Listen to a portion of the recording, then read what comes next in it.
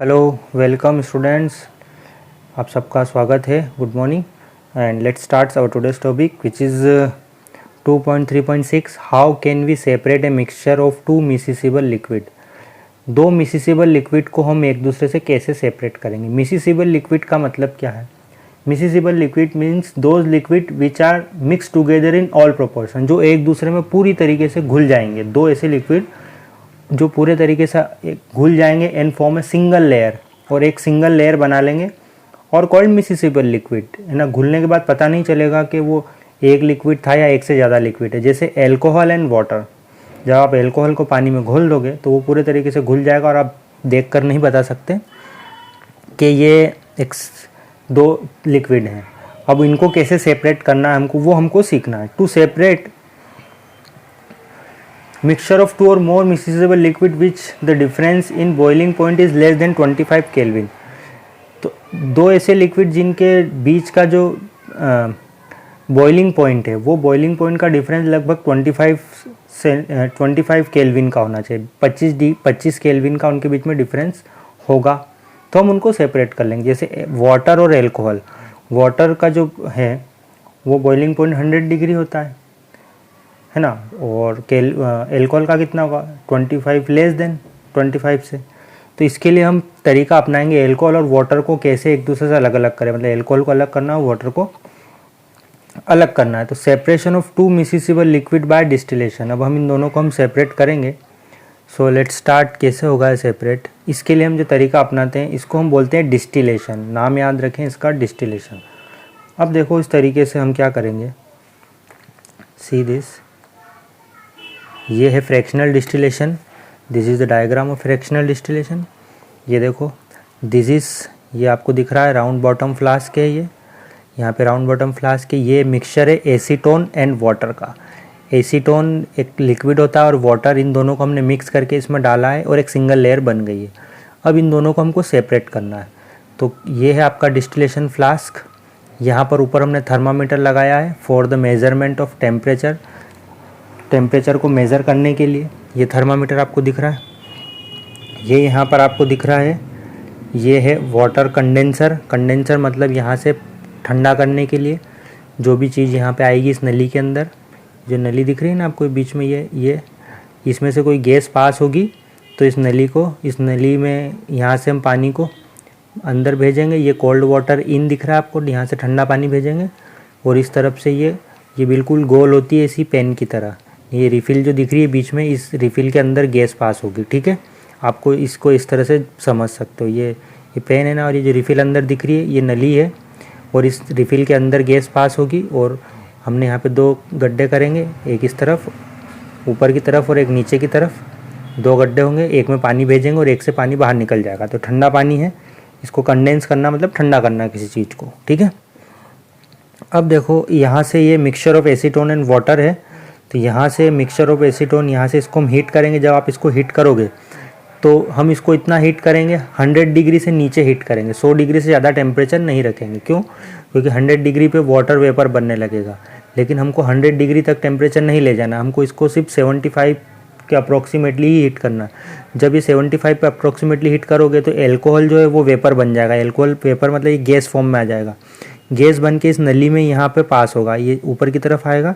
ये नली है, ये दिख रही है, इस नली के अंदर से निकलेगा और ये नली के अंदर से जाएगा तो ठंडा हो जाएगा। तो ये गैस जो बनी थी पहले गर्म होकर, वो ठंडी होकर वापस लिक्विड बन जाएगी। तो ये एसीटोन इस तरह से यहाँ पे इकट्ठा हो जाएगा। ये ड्रॉप बाय ड्रॉप यहाँ पे ये इकट्ठा होता रहेगा। समझ में आया आपको? ठीक है, और वाटर जो है वो यहीं पे रह जाएगा क्योंकि हमने इसको 100 डिग्री पे गर्म नहीं करा, वाटर वेपर में कन्वर्ट नहीं होगा। तो हम इसको सिर्फ 75 के अप्रोक्सीमेटली ही हीट करेंगे ताकि एसीटोन वेपर बने, वेपर बन के इस नली में आए। ये जो नली दिख रही है आपको, डिलीवरी ट्यूब बोलते हैं इसको। इस नली में आने के बाद में यहाँ से हम इसको ठंडा कर लेंगे और वापस से लिक्विड में बदल देंगे। पहले गैस में बदला था, फिर वापस से इसको लिक्विड में बदल देंगे। ठीक है, तो ये जो तरीका है इसको हम बोलते हैं डिस्टिलेशन। ओके, ये ठीक है, this method is called distillation. Okay, it is used for the separation of component of mixture containing two miscible liquid that boiling without decomposition has sufficient degree in their boiling।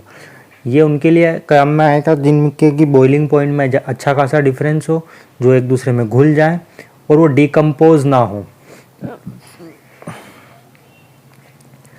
To separate a mixture of 2 और मोर मिसिसिबल liquid, इनको separate करने के लिए 2 या 2 से ज़्यादा miscible liquid for which there is boiling point is less than 25 kelvin, उनके boiling point में डिफरेंस का कितना हो, 25 केल्विन का डिफरेंस हो।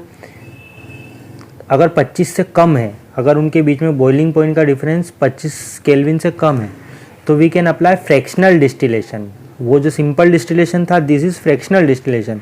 जब बॉइलिंग पॉइंट का डिफरेंस कम होगा, 25 से कम होगा तब। For example the separation of different gases from air, air को हम सेपरेट कर सकते हैं हवा में से।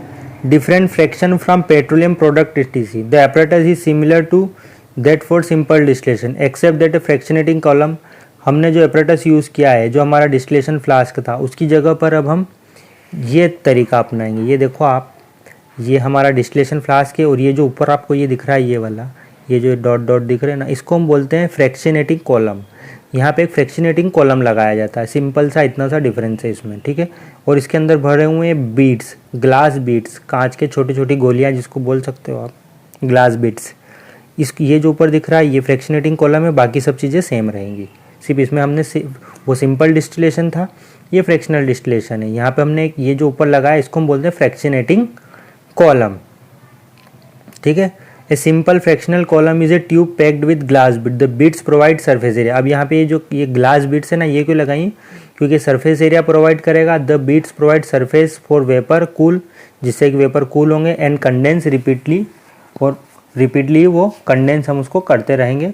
और तो ये है सिंपल डिस्टिलेशन और फ्रैक्शनल डिस्टिलेशन। तो डिस्टिलेशन कहाँ अप्लाई करते हैं हम, 2 लिक्विड के लिए जो आपस में घुल जाएँ, 2 लिक्विड जो आपस में घुल जाते हैं उनके लिए, और उनके दोनों लिक्विड के बॉइलिंग पॉइंट में डिफरेंस लगभग 25 केल्विन होना चाहिए, तो simple distillation, and less than 25 we can apply fractional distillation. Okay,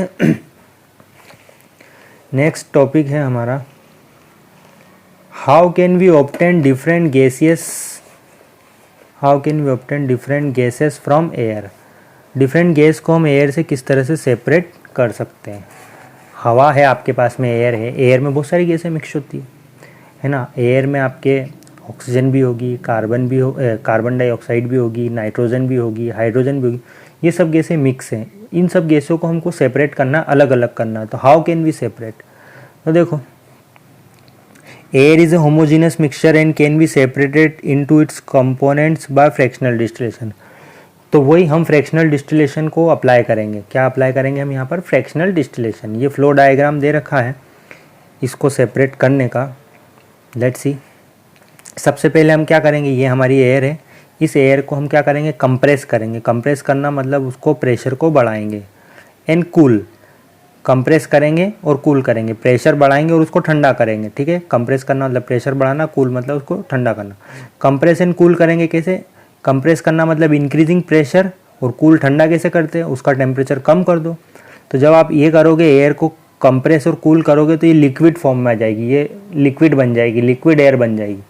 फिर उसके बाद में क्या करेंगे हम, allow to warm up slowly, उसको धीरे धीरे गर्म करेंगे। Allow to warm up slowly in fractional distillation column, उसको धीरे धीरे गर्म करेंगे हम फ्रैक्शनल डिस्टिलेशन कॉलम में। ये अगली तरीका है। उसके बाद में नेक्स्ट स्टेप में क्या होगा, gases gate separate at different height, अलग अलग हाइट पर गैसें सेपरेट हो जाएंगी, ठीक है। सो ये देखो यहाँ पर ये बॉइलिंग पॉइंट दे रखा है डिग्री सेल्सियस में। ऑक्सीजन का बॉइलिंग पॉइंट कितना होता है, -83 kelvin degree Celsius, argon -186 kelvin degree Celsius, nitrogen -196 kelvin degree Celsius में। तो ये है ऑक्सीजन का, देखो परसेंटेज एयर बाय वॉल्यूम, इनका परसेंटेज कितना है इनके वॉल्यूम के अकॉर्डिंग। ऑक्सीजन कितना परसेंट होता है हवा में, 20.9 मतलब 21 लगभग 0.9, आर्गोन, नाइट्रोजन 78.1। अब देखो, if we want gas oxygen gas from air, अगर हमको हवा में से ऑक्सीजन लेनी है, we have to separate all the other gases present in the, हमको सिर्फ ऑक्सीजन चाहिए हवा में, बाकी एयर में से हमको दूसरी गैसें नहीं चाहिए, तो हमको सेपरेट करना पड़ेगा, अलग करना पड़ेगा। तो क्या करेंगे, एयर इज़ कंप्रेस्ड, एयर को कंप्रेस करेंगे, इंक्रीजिंग द प्रेशर, कंप्रेस करना मतलब उसको दबाना, प्रेशर बढ़ाओ दबेगी, एंड देन कूल्ड, उसको ठंडा करेंगे by decreasing the temperature to get liquid air, liquid air आ जाएगी। This liquid air is allowed to warm up, उसको धीरे धीरे गर्म करेंगे in a fractional distillation column, अभी बताया मैंने फ्रैक्शनल डिस्टिलेशन कॉलम इस तरह से होता है। वेयर गैसेस गेट सेपरेटेड, दो गैसें अलग अलग सेपरेट हो जाएगी उनकी हाइट, डिफरेंट हाइट पर उनके बॉइलिंग पॉइंट के हिसाब से। देखो ये यहाँ पे फ्रैक्शनेटिंग कॉलम आपको दिख रहा है, ये इसकी अलग अलग हाइट पे अलग अलग गैस होगी, जैसे नीचे की तरफ अलग गैस होगी, ऊपर की तरफ बीच में अलग होगी, फिर और ऊपर अलग होगी, उनकी अलग अलग हाइट पे सारी गैसें प्रेजेंट रहेगी। ठीक है, तो ये इतना ही है, अभी इसके बारे में हम और भी पढ़ेंगे। ये वाला डायग्राम हमको अच्छे से डिटेल में समझना है। अभी इस आज के लिए इतना ही हम पढ़ेंगे। इस डायग्राम को मैं सेपरेटली आपको बताऊंगा, ओके, डिटेल में। Separation of component of air, किस तरह से हम एयर में से ऑक्सीजन को अलग करेंगे। Okay, so this is enough for today and we will discuss this remaining portion of obtain different gases from air. Okay, so please read it, practice it, and whatever you learn please learn and learn. Okay, आप सभी का शुक्रिया इस video को देखने के लिए। Bye bye, thank you.